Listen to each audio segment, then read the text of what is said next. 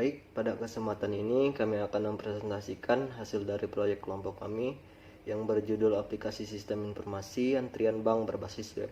Tugas ini kami buat guna memenuhi tugas besar pada mata kuliah Interaksi Manusia dan Komputer. Kami beranggotakan 2 orang, saya sendiri Franciscus Regi dan ditemani oleh rekan saya Fadul Rahman Upi. Baik, langsung saja kita masuk di aplikasinya. Pada tampilan pertama, di aplikasi ini kita sudah dihadapkan dengan adanya 3 simbol. Yang pertama, ada gambar monitor dengan keterangan layar LCD, gambar printer dengan keterangan layar printer, dan terakhir layar loket yang kami samarkan seperti layar pada smartphone. Dan saya ingatkan lagi, karena ini cuma simulasi dari proyek kami, guna memenuhi tugas besar pada mata kuliah Interaksi Manusia dan Komputer, jadi kita beri saja nama banknya dengan nama bank ini. Di sini saya akan menjelaskan sedikit sebelum kita klik satu persatu ketiga simbol tersebut, dan semoga saja ketiga simbol tersebut bisa mewakili atau menjawab rasa penasaran kita ketika memasuki sebuah bank dengan keadaan kita harus mengantri. Biasanya ketika kita memasuki sebuah bank dan di situ posisinya kita harus mengantri, pasti kita akan dihadapkan dengan layar tiket antrian yang biasa mengeluarkan nomor antrian.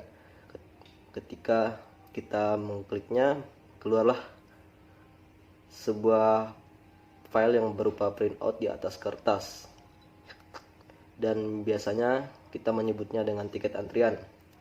Maaf sebelumnya kalau saya tidak mencantumkan untuk berinteraksi dengan Pak Satpamnya terlebih dahulu, karena di sini sudah jelas saya memenuhi tugas pada mata kuliah Interaksi Manusia dan Komputer.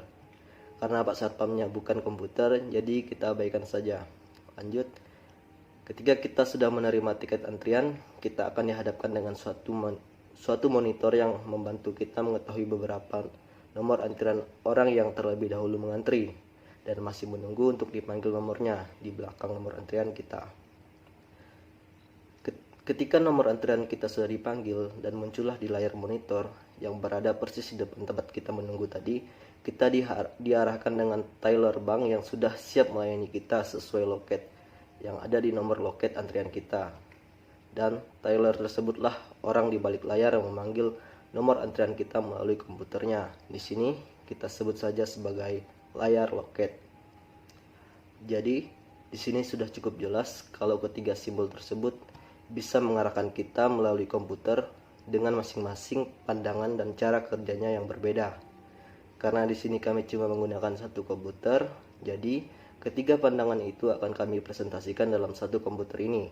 Selanjutnya, saya akan mengklik satu persatu ketiga simbol tersebut, dan apa yang akan terjadi? Pertama, saya akan mencoba layar untuk layar print. Kita login terlebih dahulu.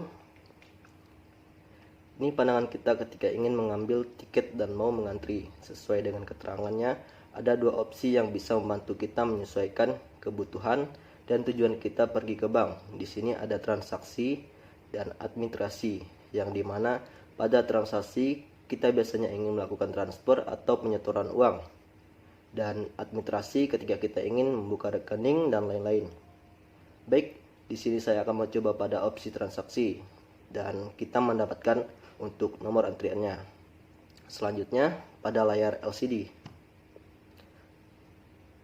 Pada layar LCD terdapat nomor antrian yang sudah dipanggil dan nomor loket sesuai tujuan kita pergi ke bank, dengan loket 2 ketika kita ingin melakukan transaksi, dan loket 1 yang akan memanggil nomor antrian kita ketika kita ingin melakukan administrasi. Di pojok kiri bawah ada info untuk waktu yang bisa membantu kita mengetahui jam sekarang. Ada video yang biasa di play seperti iklan yang mempromosikan suatu produk atau jasa dari bank itu sendiri, dan dapat kita saksikan ketika kita hendak menunggu. Serta ada slogan seperti kalimat di bawah ini. Kemudian ada informasi yang berupa teks berjalan pada bawah layar yang biasanya berisi informasi himbauan. Kita kembali lagi untuk melihat apa isi dari layar loket.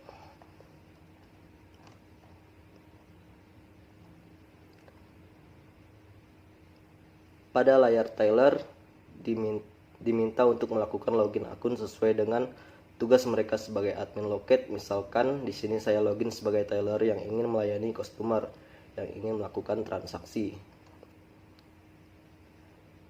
Karena saya hanya sebagai admin transaksi, jadi saya hanya bisa melakukan pemanggilan untuk antrian transaksi saja. Di sini ada beberapa icon seperti back yang berfungsi untuk mengembalikan nomor antrian yang mungkin kita lewatkan untuk pemanggilan. Coba kita back. Dan ada juga icon next untuk kita memanggil nomor antrian berikutnya. Coba kita next dan kita lihat pada layar LCD. Apakah berubah di nomor berikutnya? Ada juga ikon seperti speaker yang mengeluarkan suara untuk nomor berapa dan loket berapa yang dipanggil. Kita coba klik. Dan ada juga ikon jam yang seperti roket. Di sini fungsinya kita bisa memanggil nomor lebih dari satu di depan atau di belakang nomor yang sudah kita panggil. Ketika kita klik, dia meminta untuk memasukkan angka yang ingin dipanggil.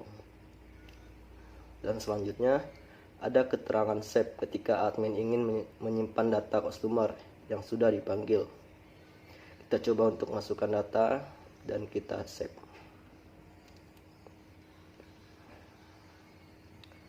Di bawah icon berwarna kuning itu kita bisa melakukan restart dan dia akan mengulang angka satu lagi. Coba kita klik apakah di layar LCD juga terrestart.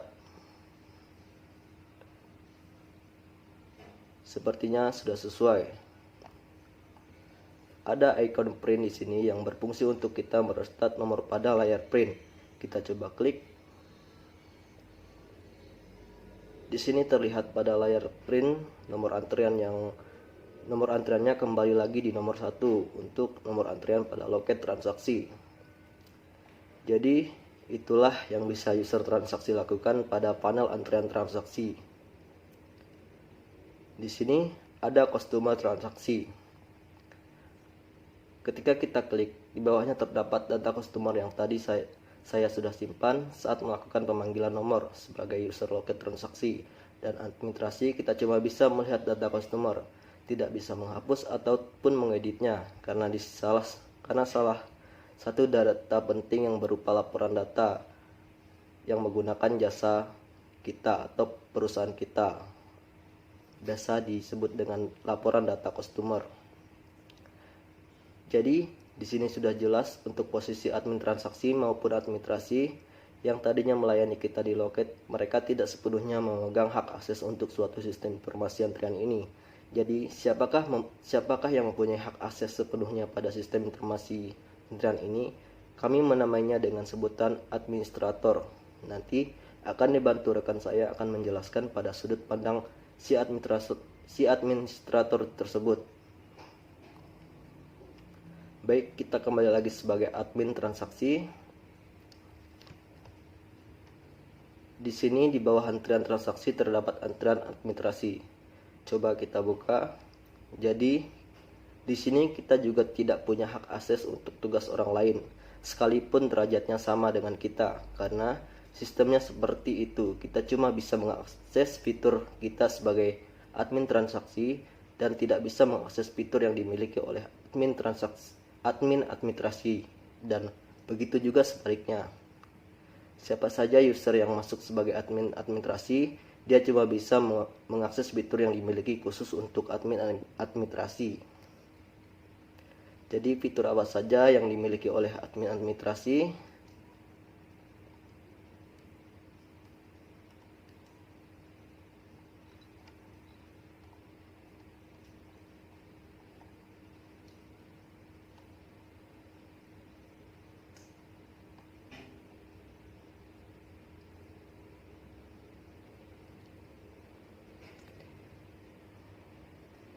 Jadi di sudut pandangnya admin administrasi juga sama fitur-fiturnya dengan admin transaksi. Baik, selanjutnya rekan saya akan menjelaskan dari sudut pandangnya seorang admin administrator itu bagaimana.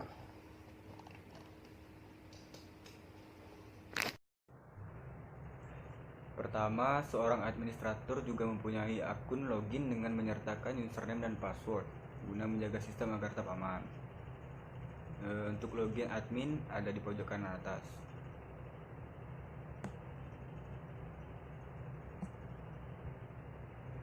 Ya, di sini kami akan menjelaskan sedikit siapa itu administrator.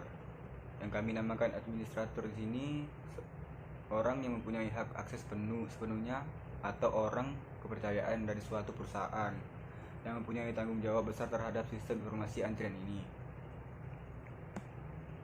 Jadi, sebagai administrator saya bisa mengakses fitur apa saja yang ada pada admin transaksi dan administrasi.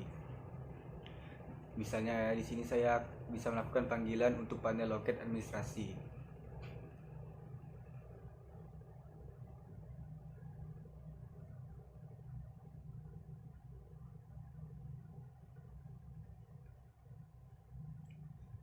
Kemudian kita bisa menghapus data consumer yang sudah di-save dari customer administrasi.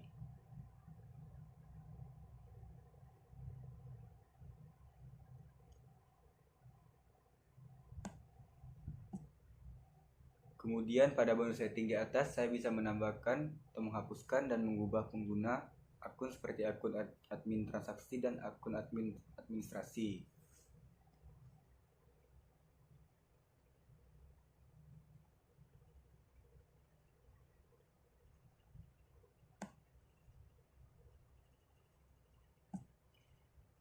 Di pengatur menu saya bisa menambahkan menu apa saja yang mungkin diperlukan untuk mempermudah kinerja para pekerja.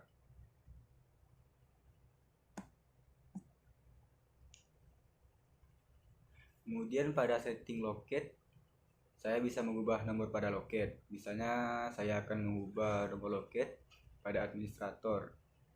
Jadi pada tampilan layar di LCD juga akan berubah. Misalkan kita ubah dari loket 2 ke loket 3.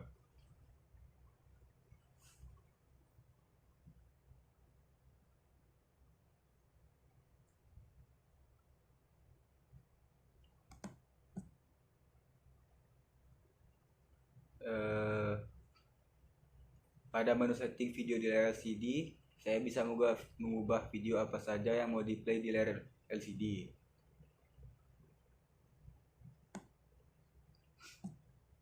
Dan yang terakhir, pengatur untuk running text. Di sini saya bisa mengubah dan menambah teks yang berjalan di bawah LCD. Coba kita tambahkan dengan kata selamat siang.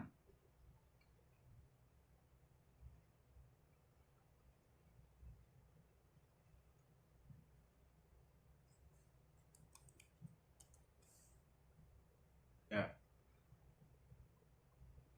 Pada layar LCD pun otomatis akan berubah.